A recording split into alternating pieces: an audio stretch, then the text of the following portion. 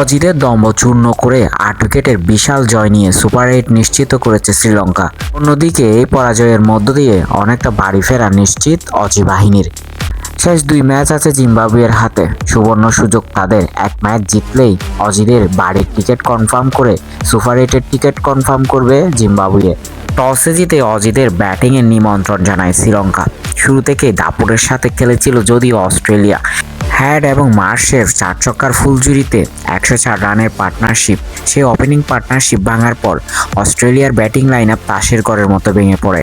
Had এবং Marsh দুজনেই করেন ৫০, কিন্তু এরপর কোনো ব্যাটসম্যানই নামের প্রতি সুবিচার করতে না পারলে ১৮০ রানেই থামে অজিদের ইনিংস।